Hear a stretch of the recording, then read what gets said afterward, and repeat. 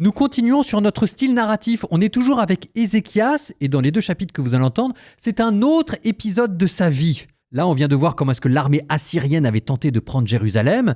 Là, maintenant, c'est quand Ézéchias était malade et que Dieu l'avait miraculeusement guéri.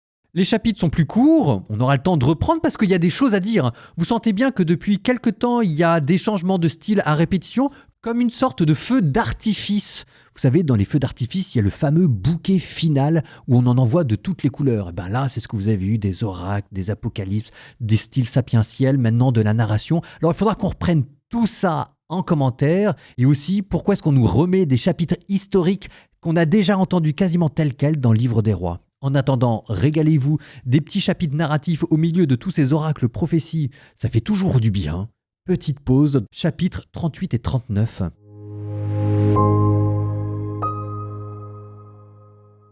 En ces jours-là, le roi Ézéchias souffrait d'une maladie mortelle.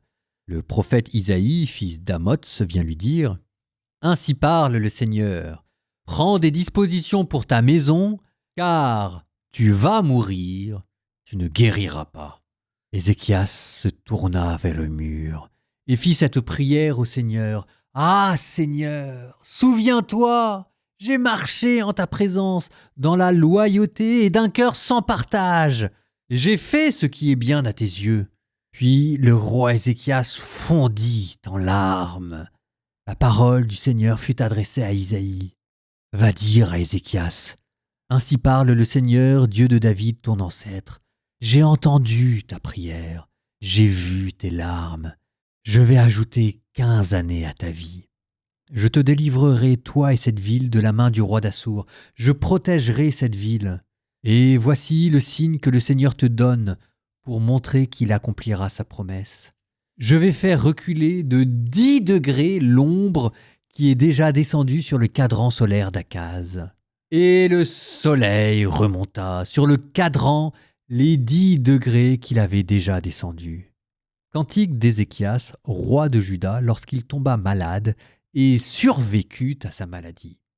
Je disais, au milieu de mes jours je m'en vais, j'ai ma place entre les morts pour la fin de mes années. Je disais, je ne verrai pas le Seigneur sur la terre des vivants, plus un visage d'homme parmi les habitants du monde. Ma demeure m'est enlevée, arrachée comme une tente de berger. Tel un tisserand, j'ai dévidé ma vie, le fil est tranché. Du jour à la nuit, tu m'achèves. J'ai crié jusqu'au matin. Comme un lion, il a broyé tous mes os. Du jour à la nuit, tu m'achèves. Comme l'hirondelle, je crie. Je gémis comme la colombe. À regarder là-haut, mes yeux faiblissent. Seigneur, je défaille. Sois mon soutien. Que lui dirai-je pour qu'il me réponde à lui qui agit? J'irai, errant au long de mes années, avec mon amertume. Le Seigneur est auprès d'eux, ils vivront. Tout ce qui vit en eux vit de son esprit. Oui, tu me guériras, tu me feras vivre. Et voici que mon amertume se change en paix. Et toi, tu t'es attaché à mon âme, tu me tires du néant de l'abîme. Tu as jeté loin derrière toi tous mes péchés. La mort ne peut te rendre grâce, ni le séjour des morts te louer. Ils n'espèrent plus ta fidélité, ceux qui descendent dans la fosse. Le vivant, lui, te rend grâce, comme moi aujourd'hui, et le Père à ses enfants montrera ta fidélité. Seigneur, viens me sauver, et nous jouerons sur nos cithars tous les jours de notre vie auprès de la maison du Seigneur. Puis Isaïe dit, qu'on apporte un gâteau de figues, qu'on l'applique sur l'ulcère, et le roi vivra. Ézéchias dit, à quel signe reconnaîtrai-je que je pourrai monter à la maison du Seigneur? En ce temps-là, Mérodach-Baladan, fils de Baladan, roi de Babylone, envoya des lettres et un présent à Ézéchias. Il avait appris qu'Ézéchias avait été malade et avait retrouvé des forces. Ézéchias s'en réjouit et montra aux envoyés ses entrepôts, l'argent, l'or, les aromates et l'huile parfumée, ainsi que tout son arsenal et tout ce qui se trouvait dans ses trésors. Il n'y eut rien qu'Ézéchias ne leur ait montré dans sa maison et dans tout son royaume. Le prophète Isaïe vint alors trouver le roi Ézéchias et lui demanda « Qu'ont-ils dit, ces gens-là, et d'où venaient-ils » Ézéchias répondit « Ils venaient d'un pays lointain, de Babylone. » Et il demanda « Et qu'ont-ils vu dans ta maison » Ézéchias dit « Tout ce qui se trouve dans ma maison, ils l'ont vu. Il n'y a rien dans mes trésors que je ne leur ai montré. » Alors Isaïe dit à Ézéchias « Écoute la parole du Seigneur de l'univers. Voici venir des jours où tout ce qui est dans ta maison, ce que tes pères ont amassé jusqu'à aujourd'hui, sera emporté à Babylone. Il n'en restera rien, dit le Seigneur. On prendra plusieurs de tes fils issus de toi, engendrés par toi. Ils seront des eunuques dans le palais du roi de Babylone. » Ézéchias dit à Isaïe « C'est une bonne chose, ce que tu me dis là de la part du Seigneur. » Il se disait en effet « Il y aura au moins la paix et la stabilité pendant ma vie. »